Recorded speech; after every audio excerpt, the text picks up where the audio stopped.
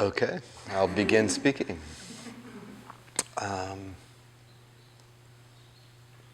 My name is Michael. Michael Fratkin, Dr. Fratkin. I am a father and a husband and a brother and a son and a friend to a number of you here, as well as a colleague. That's how I introduce myself to every person I'm asked to attend to. And that's how I introduce myself to myself whenever I'm present to that. I thought a lot about this talk. It's so interesting. I'm completely unprepared. I have no prepared notes. I have no idea what exactly is going to come out of my mouth over the course of the next 45 minutes or so. But I thought quite a lot about it. And I thought about context, perspective, and truth. And I think it dropped for me that I would be comfortable walking into this room about 45 minutes ago in my beautiful outdoor shower, where I discovered that sunlight coming through shaded air, the droplets of water are smooth.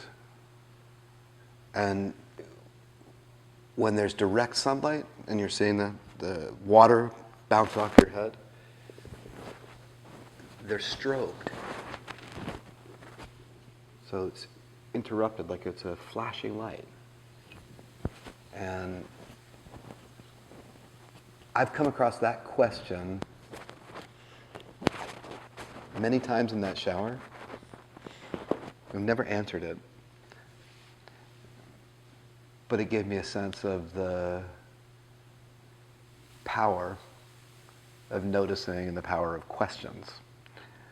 So as we go forward here, I'm going to ask each of you to find a question that you know I don't know the answer to, and that you don't know the answer to, and is probably unanswerable.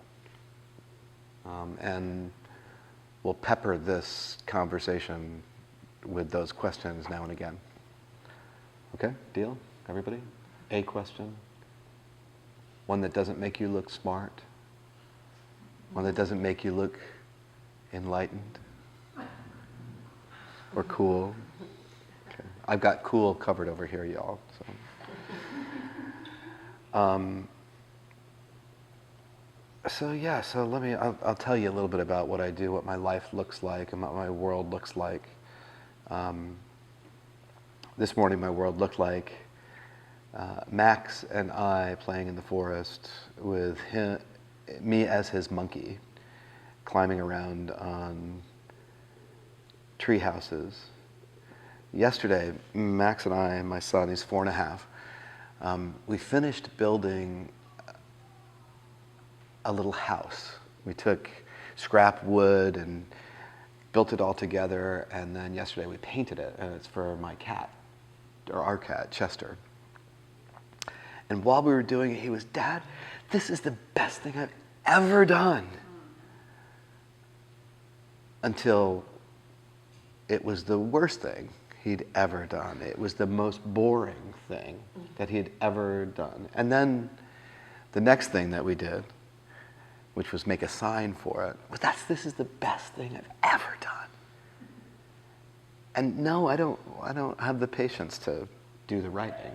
So I wrote Chester and Cat on our two signs as if I was Max. So I did it left-handed and turned a couple of the letters backwards just so it looks like Max did it, but he didn't actually do it. You'll see it on Facebook for any of you that are looking. But that's presence.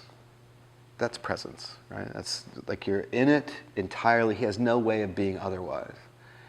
And I see quite a lot of that sort of thing in people that are present to their approaching death.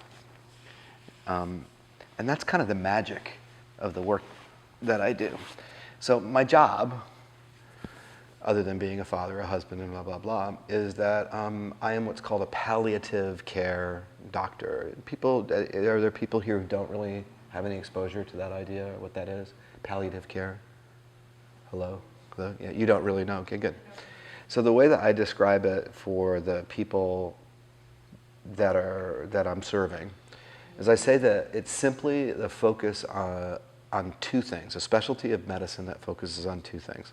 One is I'm very good at the treatment of symptoms, pain, breathlessness, nausea, whatever, that I've got a pretty good bag of tricks and I know how to use them.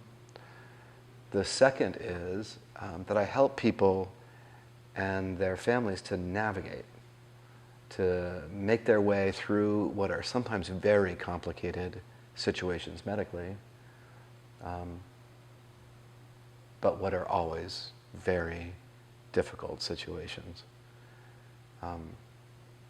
Does that make sense? Sure. Yeah, so hospice work hospice in America anyways, in the US, is a pretty well-defined structure of services, organized and regulated in a certain way so that if you are engaged with a hospice in Humboldt County or one in Des Moines or anywhere in Florida or whatever, you can expect a certain standardized approach with a specialty in caring for people at the very end of life. Now, it was designed originally to care for people in the last 6 months of life, and so people think that people spend 6 months on hospice. It's not exactly true, is it, Pamela? Most people, the average is about 14 days. Is all that they get, this sort of wraparound services of a nurse, a social worker, a spiritual counselor, patient aides, and this whole structure that's built for that situation. The average is 14 to 21 days, which means that half of people are on even less than that period of time. Right? People don't really know that about hospice, but it's true. So upstream and before hospice, this opportunity to better bring that similar mindset to the care of people is called palliative care, and that's what I do. And so I do it in the hospital, at the very crisis-driven craziness of the insanity of our hospital system. And then I do it in a new structure that you can read about if you want, called Resolution Care, www.resolutioncare.com. And that is a community-based program where we're caring for people in their homes, either by going to see them at their homes, doing house calls, or by doing virtual house calls, by using telemedicine connections or video conferencing connections to see them where they live as people. And the reason that we've structured it that way is that I discovered something that you already know, which is that very serious illness or people facing their mortality is not, I repeat, not a medical experience or event. Now, you wouldn't know that if you lived in the inside. You wouldn't know that. But it took me all these years to sort that out. That's just not what's going on. What's going on when people are completing their lives is not a medical situation. It's a human situation, right? It's a human experience. And it's one that we've boxed up, squeezed into this structure, and we've made it much more difficult. And so by moving the locus of care, the center of care, outside of the hospital and the clinic, I'm happy to report that I don't have any more patients. I don't take care of patients. I take care of people.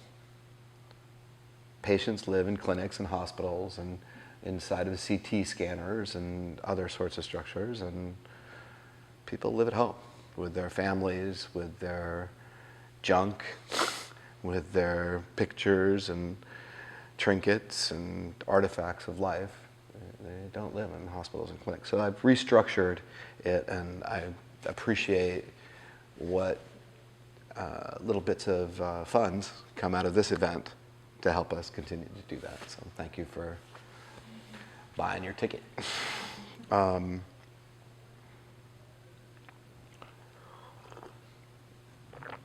So the way that I do it is that I remind people of that. They all know it. They've been identified as clinically ill. They've been addressed with everything Western that could be offered. And they've lost their identity in what are an average of about 160 encounters with healthcare in the last year of your life. Appointments, lab tests, x-rays, hospitalizations, emergency room visits, doctor's appointments, more than 150.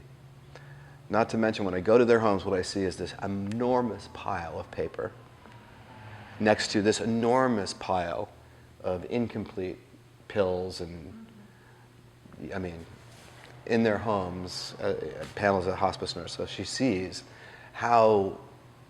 what a frontier, what a wilderness it is for people to try and make sense out of all of that. They feel like the only care they get is in the form of those pills. And sometimes we forget and address people in that way. So anyways, so that's the way that I've reorganized the way that I'm doing this palliative care business in the world. The thing that I noticed last night was something happened on the other side of the planet in the last 48 hours in Nepal. And I had 3 or 4 people engage with me on that topic in 3 or 4 different ways. One was a geologic perspective. That was a big earthquake. And that is the place where those 2 plates have created Mount Everest and the Himalaya. And that it's no surprise that such a thing occurs, a big earthquake happens. Another was the father of an adopted kid from Haiti who wanted to talk about their experience when they went to Haiti and what they saw in all of the crumbling of the human buildings and such. Another was a climber who's getting ready to climb Mount Hood. And they thought about those 18 or so climbers at Everest Base Camp that got smushed by an avalanche. And then another was a mother who reminded me of the 1,500 Nepali people that lost their lives in the last few hours. And so it had me think a lot about perspective and projection. I mean, what happened is what happened. It's been happening on and off throughout history. And I think it's a good moment. I mean, so for me, as a person who's been fascinated by the movement of information lately through the social media outlets and news and everything else, is I think that there's something special about this event because of that juxtaposition of the climbers, us, next to the Nepali people, them. And that illusion being forced very close to the same place, right? And in the news, the news has got to reconcile those 2 things.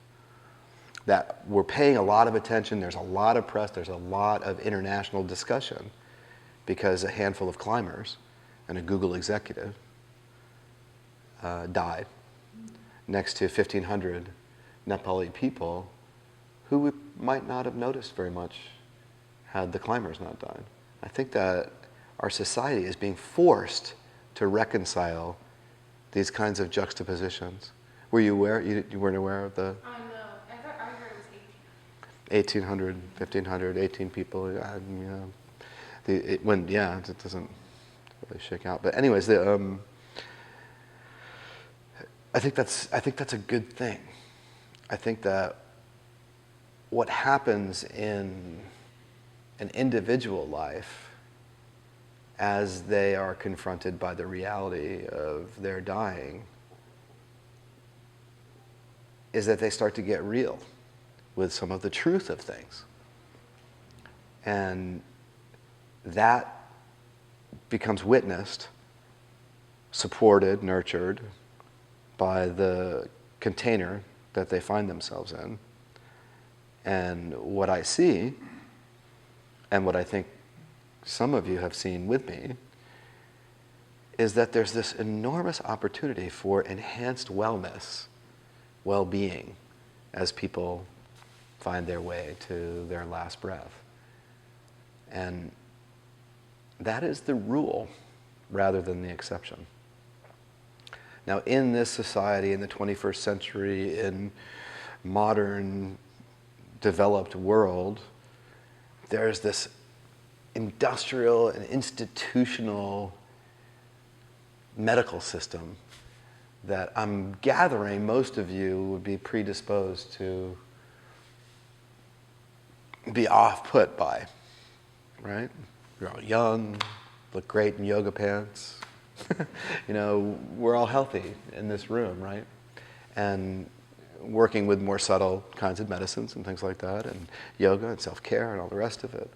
And it would be easy to throw out the medical system from this point of view. But there really is great value in the technologies we've developed, mixed in with great horrors and difficulties. Antibiotics and procedures and surgery and things like that, they deliver a lot of real value to people, and they've delivered a lot of time and increased survival to individual human beings over and over again. And yet, navigating that system is so difficult. And so what I hope to do in my work is to try and help people empower themselves to understand and learn what's available, how to get the most out of it, and how to avoid suffering at the hands of the structure that is very capable. I mean, I would say this, and then we'll go to a few questions.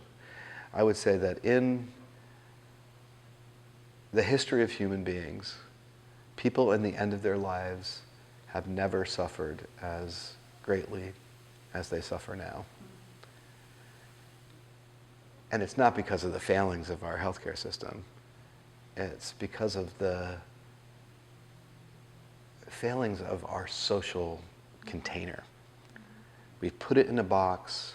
We've believed in fantasies about what healing inside of a medical technology is, and we've separated ourselves from birthing and dying. And I don't think there's ever been a time or place in our world where people suffered as much at the end of their life as they do now. And knowing that it's not a technological solution, but that it's a social and cultural solution, gives me a great deal of hope. It's why I want to say yes to speaking to people about it, and why I'm working hard to refine the message that I'm trying to bring. So that's why I said yes.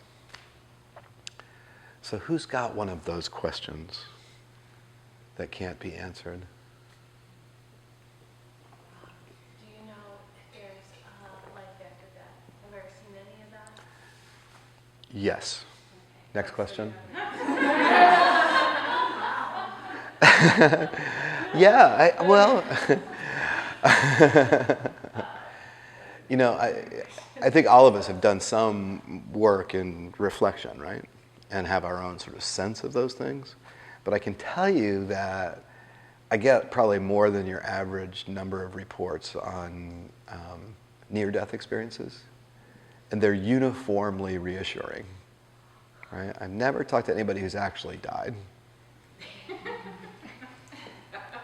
I've almost never talked to anybody who's actually died.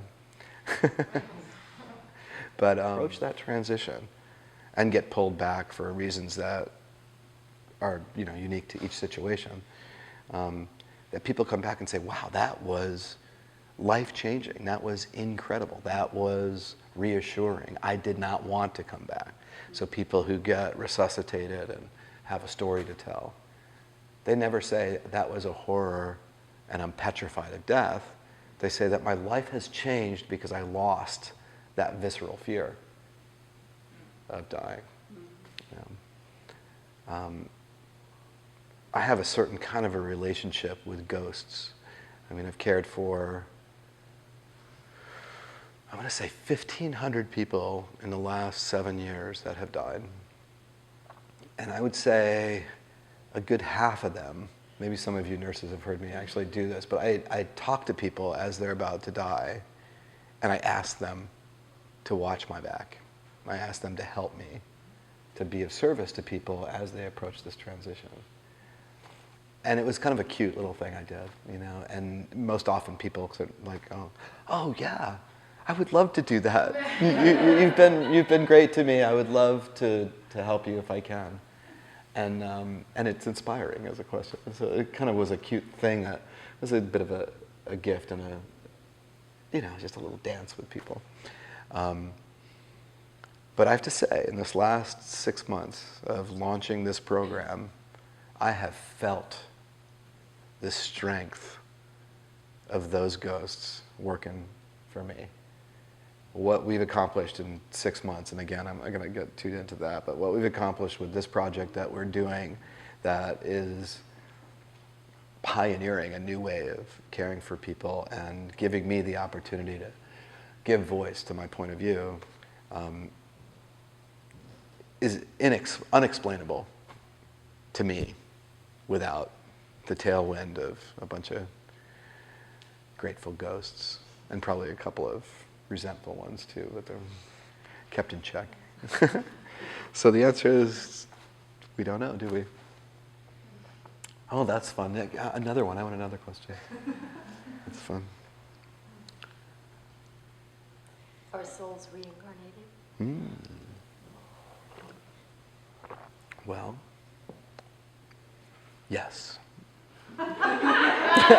See, if you'd put me up a little higher and if you'd given me big gowns, I could get away with that. But I'm just down here on the ground with you guys with paint on my pants. So I can't really just say, yes, that's true. I don't know. I think what it makes me think about is the sweetness of not knowing, and the getting real with the transience of our experience, based on our experience, and not worrying so much about where we're going at the end of it or where we came from at the beginning of it. Each of us becomes this sort of container that can't hold forever, but a container for something that's not this, right? And not so much this either. My spirituality is ineffable. It's unable. I'm not able really to articulate it, and it's not so caught up in a set of beliefs.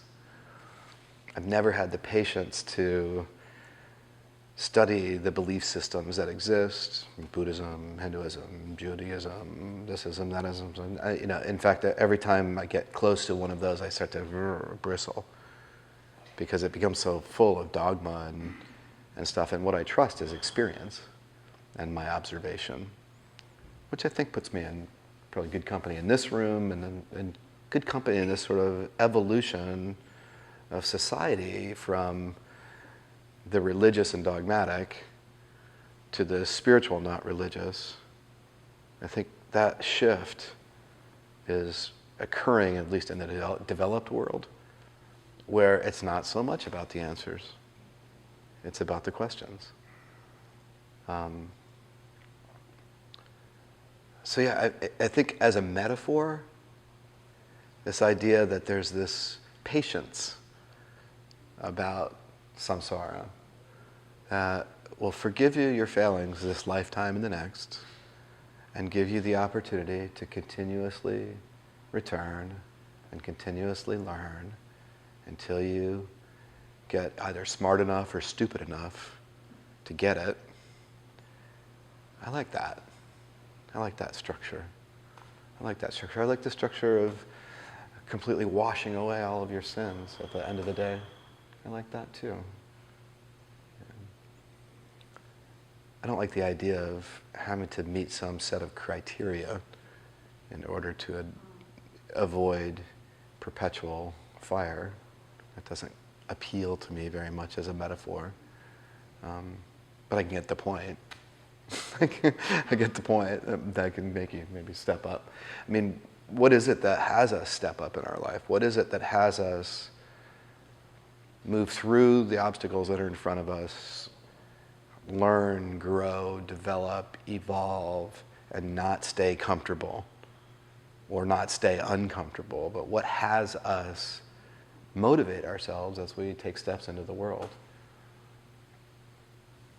I don't know the answer to that one either.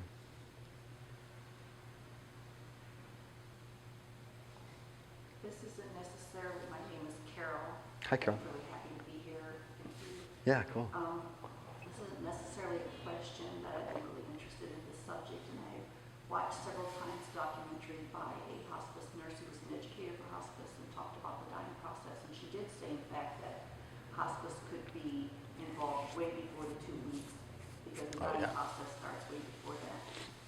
But what I really like about your approach is the fact that death becomes a natural occurrence as part of our life, and not something, I think, I just want to speak, like the medical field is their whole job is to like prolong life and to keep you alive as long as possible, and I think there comes a time when people understand themselves that they're ready for that transition, and to have someone be there supporting them in that decision, I think is so important, and that's why I'm really interested in what you're doing. So it's not a question that I'm saying, but that I really totally support this whole movement and think it's very much needed in our society. So that death doesn't become something to be afraid of, but something that we can just accept as part of our journey. All right. I can say yes to that. No, that was good. I'd say I do have the authority to say yes. Yes, that's correct. Yes. No, not at all. Not at all. You know, there's a double-edged sword. When I say that I don't take care of any patients, it means, and this is a little intimidating often to these people, is that they don't have a doctor either. There's no us. There's no there. There's no there to the Nepali people crumbled under, that are still alive and pressed in, trapped now in buildings in Kathmandu, where they're pulling out chunks of cement the best they can with their hands. There are still people, us, managing their experience with broken thises and broken that's. And can we really be with that kind of suffering and fear? Can we really be with them? Can we really be with the CEO of Google X, who thought he was on the top of the world and was a great guy and a friend of a couple of friends of mine, it turns out? Can we be with that? Can we be with the folks trying to make a life for themselves on the plaza out there who annoy me to no end? Can we be with that? You know, can we be with each unique soul seeking to express themselves or seeking to run away from themselves? Can we be with all of that suffering? Can we be with it as if it's not over there. Because it's not over there. That's the magic of the work that I do. I walk in, I deconstruct all the separating structures and engage with a person, and what there is for me to offer them reveals itself pretty generally easily. I mean, I know about 10 drugs pretty well, so I can use those tools to deliver. But that's not what has them, in a handful of minutes, want to work with me. It's crazy. So simple. It makes perfectly good sense in this room that what I do is I tell them, I'm not a doctor, you're not a patient. I have some stuff that might be useful to you, but your circumstances and my capacity to inform that, that's what's important here. And they fall for me. And I walk out of the room, things change entirely, and the oncologists or the other doctors around, they have no idea what I possibly could be doing, and it scares them. They have no idea. They think they think that I must be doing some kind of, I don't know, crazy stuff, or that I've got some agenda, or I really don't know. I really don't know. They definitely freak out, and I have a personality. I can be pretty cocky and everything too. So I'm sure I've fanned the flames of their misunderstandings. But the truth is that's exactly what I do, is I just let them know that I'm right there. I've got a few tricks. I get who they are. I want to know who they are, and I want to be of service to them. And that's just not a message that anyone receives, from, at least not from doctors, from nurses maybe, but not from doctors. Yeah. Well, I'd like to think that doctors and everybody else would agree with the sentiment here, because I guess I believe most people are coming from a good place. Yeah. And people who put themselves in med school, like you, are doing that because they want to help people. And then they get to the end of all of their torturous schooling, and they get out and say, okay, I have a degree, and I'm going to get a job, and I'm going to do this. And I believe they go into it with the sentiment of wanting to help people.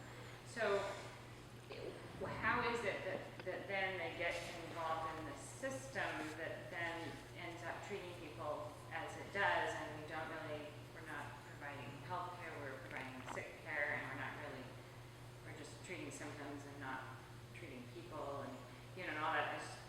Because I don't think anybody really wants that, I guess. I don't think anyone is saying, the way we're doing it is great because it's obviously working well, and nobody feels that way. So if nobody feels that way, then how is it that we got stuck in this? And what are we going to do about it? I mean, I think what you're doing is fabulous, and I suppose it's just maybe a movement that can go forward from here, and perhaps down the road there will be more people in healthcare that will sign on because they see the current system isn't really working. Yeah, no, it's happening. You're right, and it's happening far bigger than my little project, for sure. There's something happening in our society that I kind of alluded to with the sort of Everest climbers, Nepali people, media attention. There's this emerging social, I'm not going to say comfort, but willingness to see things more for what they actually are. And so things like same-sex marriage is kind of a no-brainer, right? Things like legalization of marijuana, still a little controversial, but it's sort of a no-brainer to people who who trust their own experiences. They're not being told on high, it is this way or it is that way. The priesthood of medical training, we've been training doctors in the same way for 100 years. And it's very patriarchal, it's very hierarchical, it's very stress. It's rooted in stress and anxiety and not being good enough and all the rest of it. But the people that are drawn there, the people that start on that path, are exactly like all of us. we tend to be more arrogant, more cocky, more insecure about wanting to make a life that is perceived as valuable, right? We're more interested in prestige maybe than the average. And so we're kind of set up to be thrown into that system and spewed out the other side as heroes, right? But that's changing. It's changing. New ways of learning, new ways of structuring things. I mean, I think that when you want to ask the question of why are doctors the way they are, or why is our system the way it is, it's sort of the same question of why are consumers the way they are, or why are yoga teachers the way they are.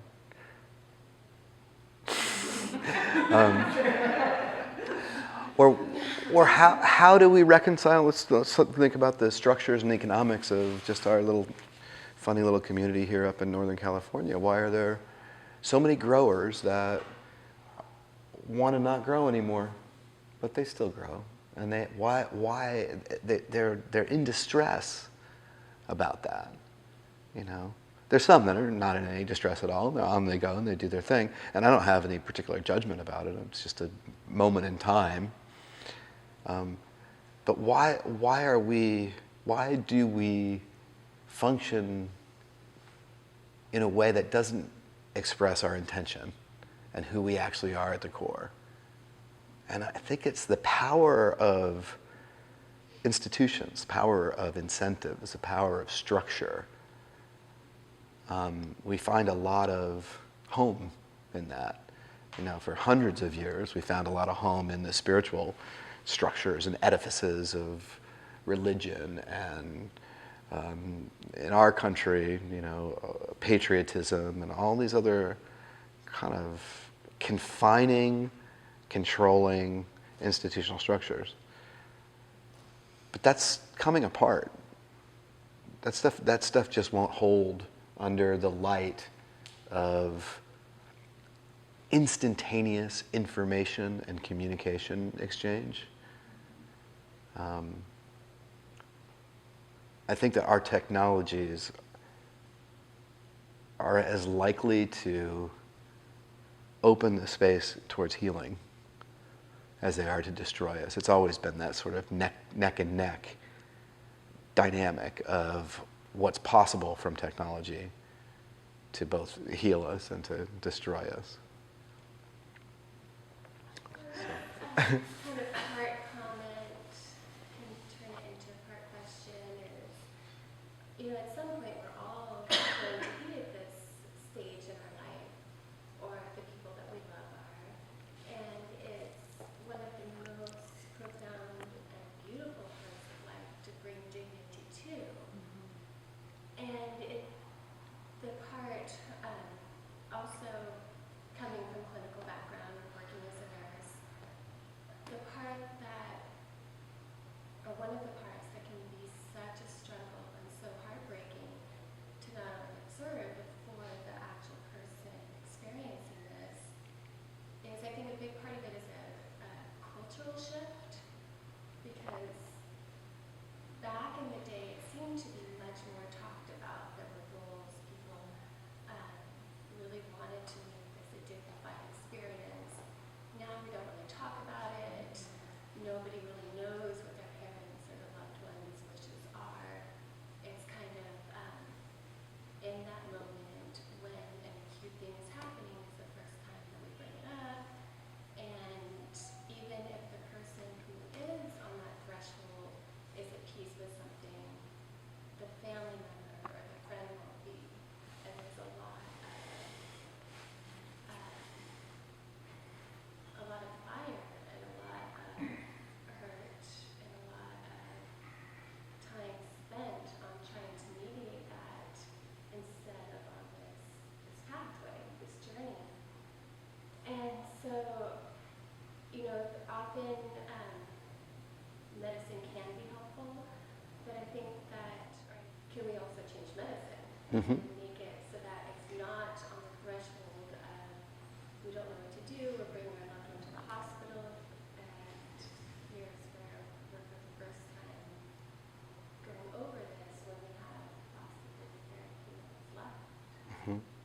Yeah, I think yes. I think the answer is yes. I think that's exactly where it's got to change. It's the only thing that will change medicine is the context we hold it in. And I think the simple message is that there's no such thing as a patient, that death is not a failure, that in fact death is normal and transience is the nature of our existence. And if we can learn to integrate that, the richness of how we touch the earth and how we touch each other, it ripples into every element of everything.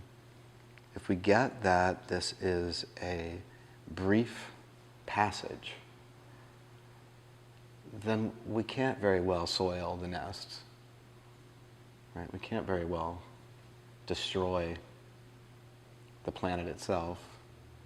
We can't very well separate ourselves from those people currently laying under bricks and blocks of concrete.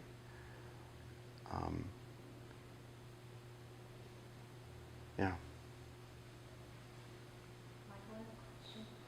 In your experience with your patients, what have you found the most effective thing that you do or say that eases that fear of death, that eases them from fear into the dignity and the accepted part? Is there something, you say you have a bag of tricks, I'm just wondering more specifically what you do to help people get over the fear. I think the most important thing that I do is that I sit down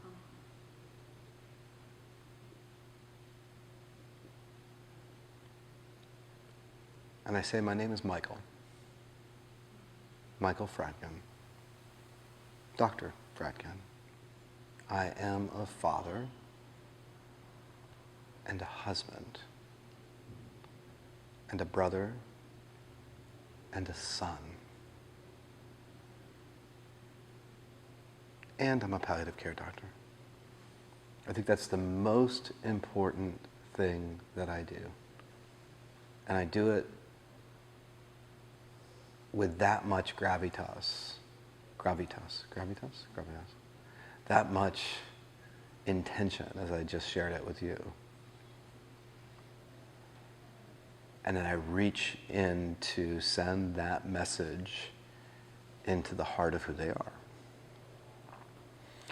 And then I tell them what it is, like I did you, and then I also tell them that the way that I approach this is, I mean, I have this sort of script. It's not really a script, but it's a architected and refined technique, I guess you could say. But I mean, it wouldn't work if I didn't own it every time I did it. I phoned it in a few times, it doesn't work so well. But when I show up and sit down, take a few breaths, introduce myself, I tell them what I do. The way that I approach this is I put myself into the medical record until I know everything that there is to know about you medically. I've talked to your doctors, I've looked at the reports, I've done all, you've heard me say this actually, and then what I do is I put that all aside. Because what's happening here is not a medical situation, and you know it. And they do. And then I say, please, I could spend a week and a half with your medical records and not know a fucking thing about you. Can you take a few minutes to let me know who you are? And then they do. And once I've got a reasonable little pencil sketch of the person that they are, then I ask them, what do you think is happening to you? And 80-ish% in one way or another say, I'm dying, doc. I'm like, okay. That's right. So, what's most important to you? And then they tell me, or I coach them about the kinds of things people tell me if they can't quite articulated. I say, most people say they want relief, prevention, or avoidance of suffering and symptoms, right? Check. And then most people say, I want to be at home. Turns out like 85% of people say that they want to be at home, and it turns out about 85% of people die someplace other than home. And then the third thing is that they want to make sure that the people that love them, that are caring for them, have what they need to proceed. And sometimes they want to take care of business, or sometimes they want to create, reconcile legacy projects. If they're a grandmother, son, to reach into the lives of these children who won't really remember them per se. But yeah, so the most important thing that I do is I sit down, and in that way I've kind of refined this way of ushering people into that space to where it's normal, I have value, I value them, and that I want to empower them to steer this towards meeting their goals. It's not rocket science, is it? It's interesting. I think a lot about this because I'm in the midst of designing an educational program to try and transmit this to other people. And I'm not sure I know quite how to do that, other than just share that and then mentor them and everything else. Our educational programs will be built on case studies. So we'll be engaging with healthcare providers with a touch of didactics. This is how we approach pain, or this is how we approach constipation, or this is how we approach advanced care planning and counseling people about making choices and advanced directives and all the rest. But mostly what it'll be is case after case after case after case, and they'll talk about the situation that they're dealing with, and we'll respond as a team. It'll be me, a social worker, a nurse, others in the room, and we'll be interacting with them case after case after case, with the idea that by modeling or demonstrating our perspective or how we look at a case, that will inspire them to revise how they look at the situation that they're dealing with. One thing that was really pretty inspiring, as I started this whole new thing, there was a piece in the Lost Coast Outpost just as we were launching the project, and it was a pretty good discussion of what we were up to. And 2 days later, I got a call from an emergency room physician who's been a pain in my ass for years, somebody who I really don't think gets it. And they started the call and they said, Dr. Fratkin, I just read that piece in the Lost Coast Outpost. It was really good. And then they went about the business of presenting this situation, this woman that they were caring for, in a way to kind of get my approval. Like they had read the thing and they got the point and they integrated it and they really weren't asking me for any particular advice about pain control or this, that, and the other thing. They were just calling basically to demonstrate that they learned something from a piece of media. Now that education by example, right? Education by inspiration, not education by training people. I mean, the training process for a physician is not teaching people how to care for people. It's about how to be indoctrinated into a narrow frame of reference, right? That's built on lots of bullshit, right? So my hope is that this is teachable, that this is transmittable, that while on the one hand I'm going to be sharing a certain skill set, mostly what I'm going to be doing is inspiring a new mindset. A mindset that for this room, it's like, you guys understand, you got it? It's not complex, it lands squarely in your own experience of yourself. That's what we've been trained out of working from. And so for me, it's kind of a joke. It's not my medical training that makes me valuable. It's whatever I've learned by being a human being on the planet.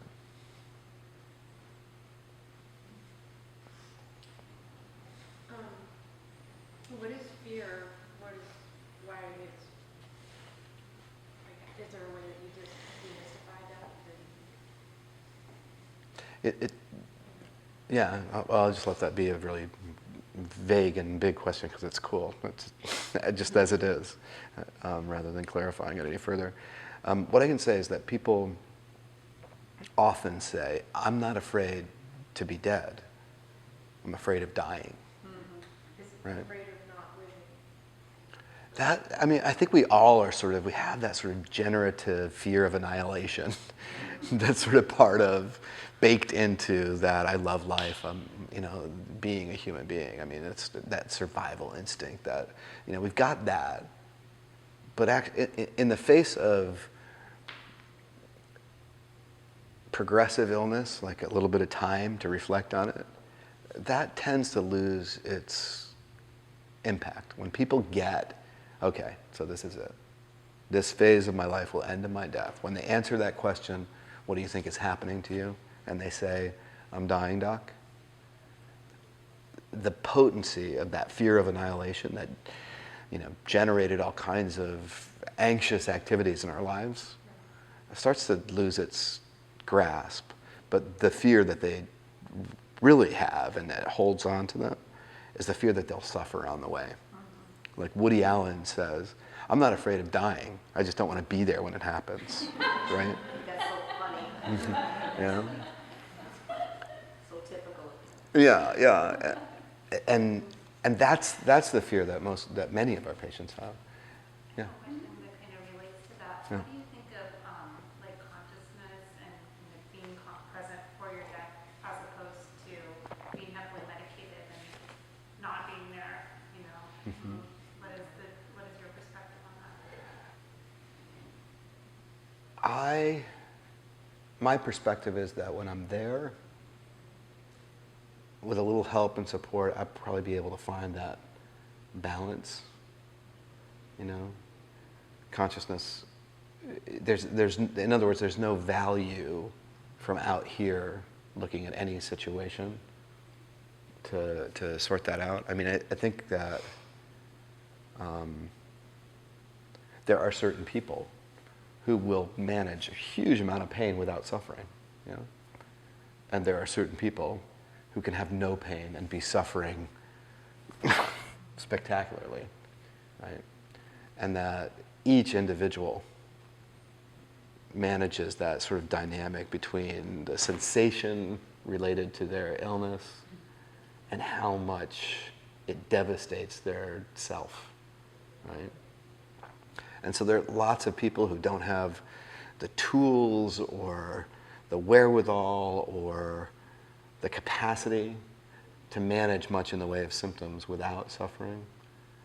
And for those people, we can soothe them, with lots of pills and medicines and things like that, and it's kind. Because by being more conscious is not something they can work with anyways, right? And they find their way to send us those messages. And then there's other people who we're watching them in pain. And it frustrates us because we have such simple interventions that could soothe them and serve them. But they want that pain. They want to trade that out. And so there's no value to being more conscious or less conscious in that phase of life, from my point of view. They all define sort of what serves them best. It's interesting that the suffering that I see mostly is not physical.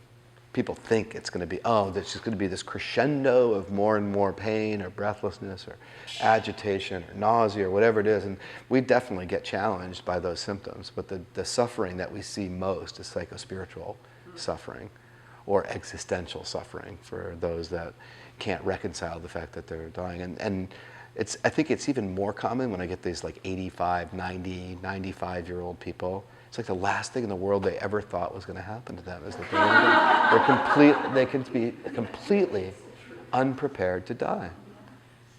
Because their society, their culture, their family, their religious groups, their spirituality, whatever it was didn't prepare them for that because they drank the Kool-Aid that we live forever.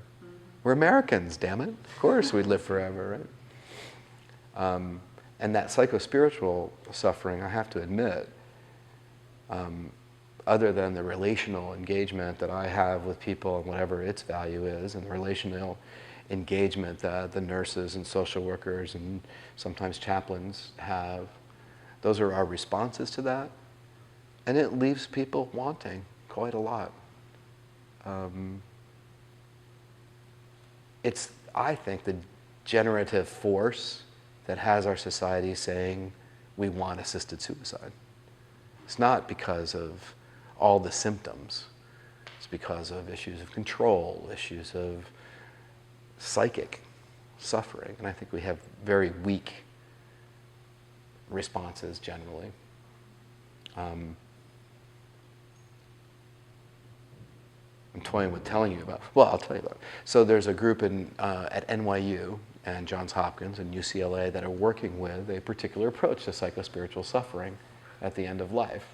And that particular approach is using psilocybin to induce a mystical experience. I didn't hear that. Psilocybin. Is it a drug? Or? It is the molecule that makes magical mushrooms magical. Oh, okay. And so they're working on it in these research studies. They're complete. The first phase 2 trials are complete. And what they've done is they put a male and a female therapist in a room with a person on a beautiful couch with a rose and a vase as a sort of a shout out to the early researchers in psychedelic therapy. They put on eye masks and a really well architected musical program, and they just encourage that person to stay in the experience. There's not a lot of back and forth, but they just sit with them for 6 or 8 hours. And there's 2 or 3 visits beforehand, 2 or 3 visits afterwards, another episode with a higher dose or with a placebo. And what they have found is that these people have profound healing experiences, and as if they might have had like a near-death experience, or as if somehow they were given the reassurance that we all seek around that anxiety and that fear. And those of us who have explored molecules of consciousness raising, or entheogens, probably kind of go, duh. You know, there was a published, from Johns Hopkins, they published an article that said, what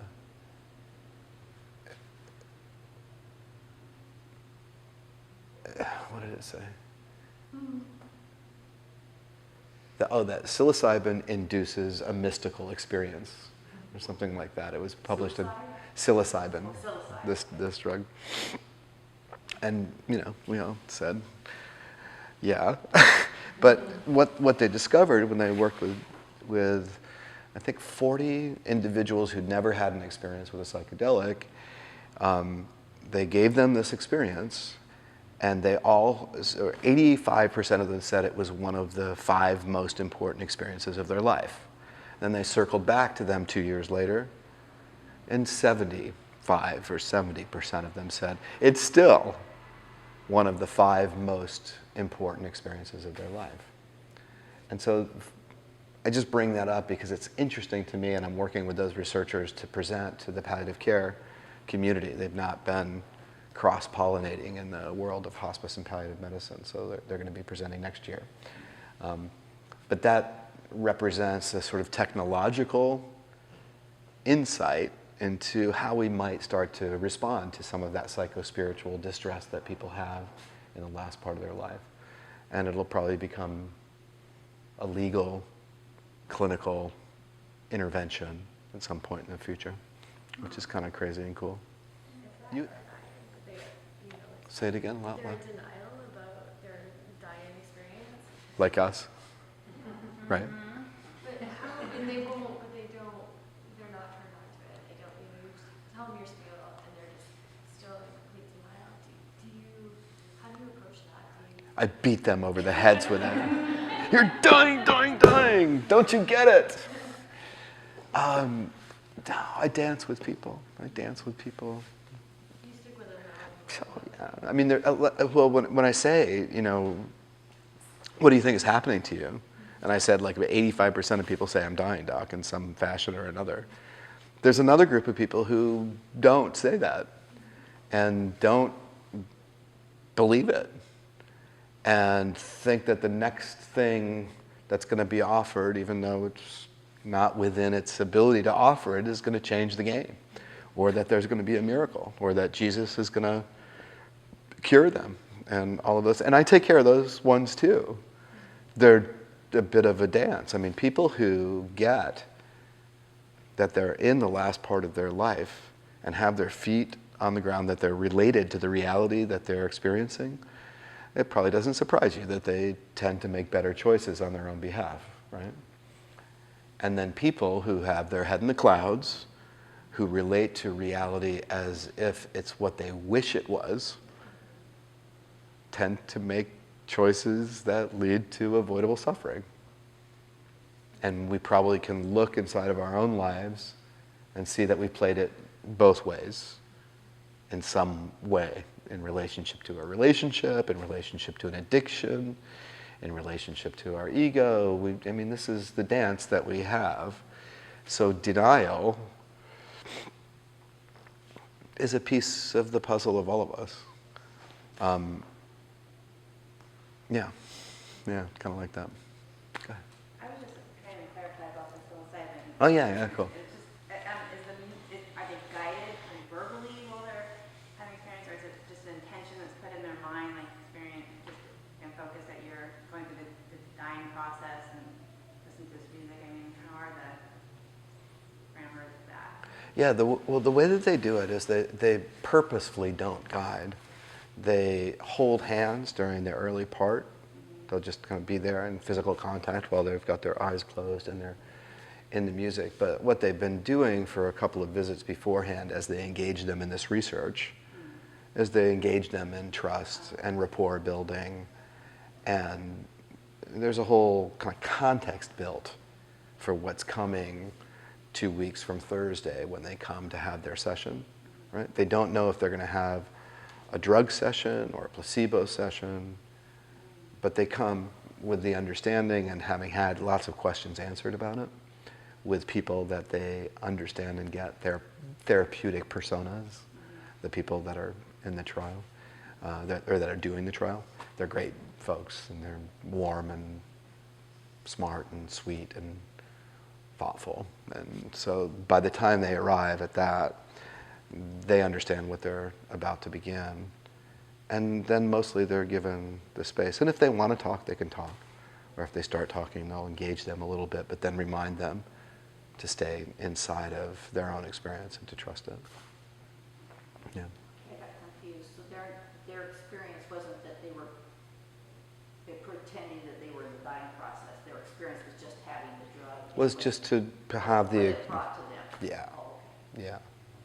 Yeah. And some of them didn't get the drug. I've never heard you say placebo. Yeah, there's like 3 sessions of which one there'll be lower dose, higher dose, and no dose. Or, I'm not really sure about the structure exactly, but it's kind of like that.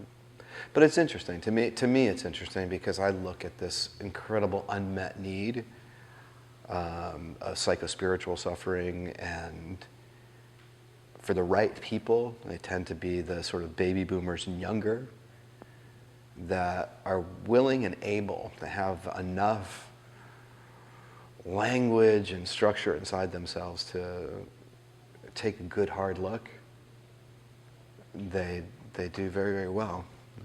They do very well. I mean, there's also a study looking at MDMA, which is ecstasy, in end-of-life anxiety. And that's opening in Marin. If you have anybody who you think would be up for such an experience, let me know, and I'll get them connected. But there's really great data on MDMA or ecstasy in the treatment of PTSD, in the treatment of very treatment refractory PTSD. In South Carolina, they've done, I don't know how many people exactly, and they're building a military collaboration with the VA to do a much bigger trial. But the first trial had about 30 people, predominantly women, mostly due to sexual assaults and victims of crime, this kind of violence, who had at least 10 years of terrible symptoms, unresponsive to meds and other therapies and things like that. And in that group, after the first round, 70% had dramatic improvements in their function and well-being with a single exposure to that particular molecule. And then in following them up, something like 60+% had persistent benefits that came from an experience in a room on a particular day. That was part of the therapeutic process, though. Yeah, there's a psychotherapeutic process containing that chemical experience. But yeah. Yeah. We've gone over a little bit. I think it's 3:22. Yeah? Oh, yeah. Yeah. So you can all lie down now. Go ahead. When you talk about the spiritual aspect and the acceptance of death and people coming to terms with that and on their deathbed, and you find people that feel, you talked about their anxiety and anxiousness around death and that like scurrying around and wanting to fix things before, or fixing things and not, and like either really talkative or perhaps very silent, and how like they basically everyone really reach some kind of spiritual height or place of tranquility or calmness, and is that really trial and tribulation even then at the end of life, and still really a struggle even then at the end of life, or is it something that you think comes easier because it's the end of life? Yes. How am I doing? That's good. That's good. I get the whole guru thing going on, right? Yeah. No. It's a mess. It is a mess, and under the heat of mortality bearing down what human beings are capable of doing in terms of their healing is amazing.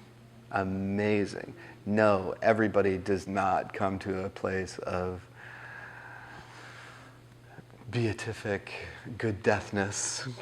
It's a mess at times. It's a mess in part because of our culture and society and everything else. But it's a mess because people are a mess. You may have noticed. We're funny humans, and we're confusing and contradictory, and we run around in circles. And all that stuff gets both magnified and also has this amazing potential for healing that exists. I mean, it's very interesting to watch how people do it. So I think that under the heat of mortality, it's extraordinary what people accomplish. And it's not terribly surprising that not everybody accomplishes that, which I can see as being in front of them. Right? Would you agree with that? Yeah, absolutely. Okay. I guess I would comment on that. I think some of the most beautiful deaths that I've witnessed have been when the whole family can come together and everybody's present, because there's so much healing that happens outside of the actual person's dying experience. You know, it's kind of this so much energy and hurt feeling can be expressed, but every time it's ended in like this resolution of family drama, and people, it's just an amazing time for people to come together, and that's one thing that we can really emphasize for people is be there for the people that you love that are dying, and be a part of that experience. The presence is one of the most profound things you can experience in your life. I think people are inspired when I tell them how you play this will make an enormous difference for your family. I mean, how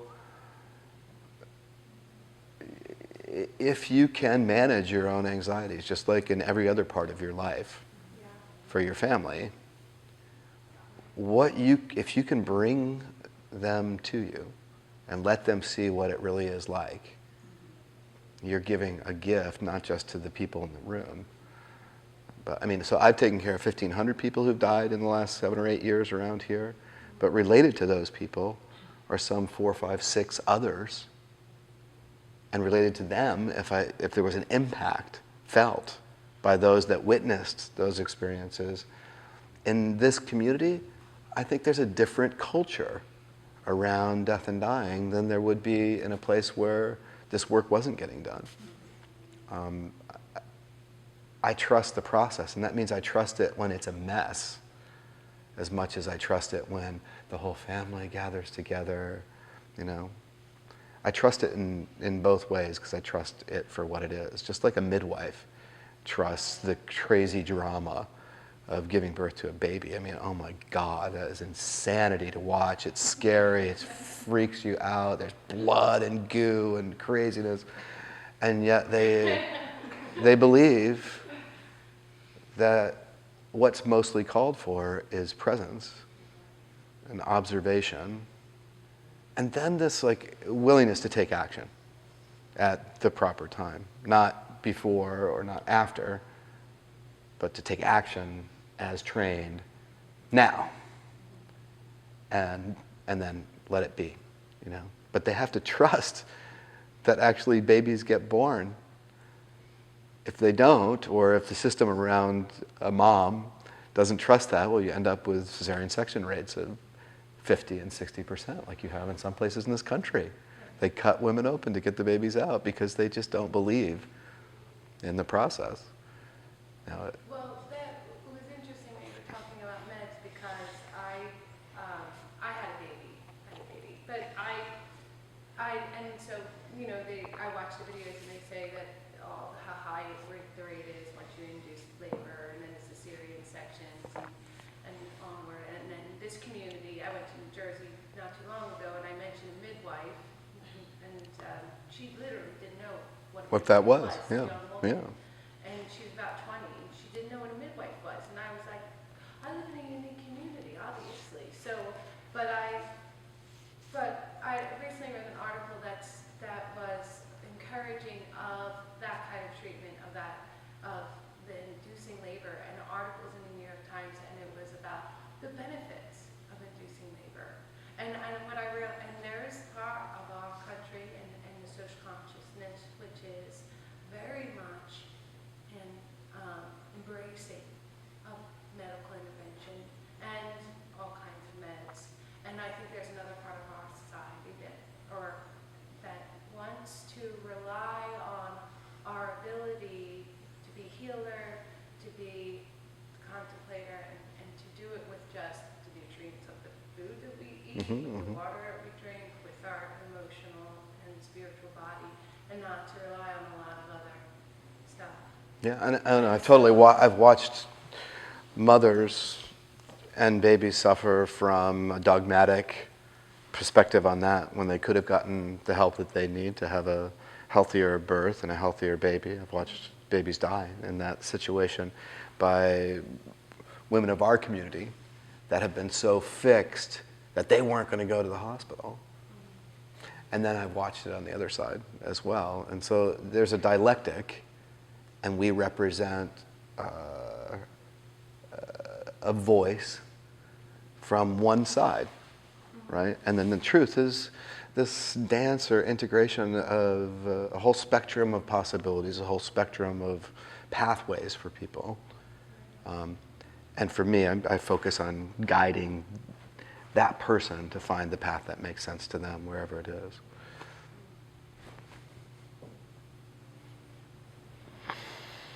How was that, y'all? Was that good? Yeah? Is that all right? All right? Is that good? Is that what you were looking for? It wasn't all groovy, spiritual? That's good. It was good enough.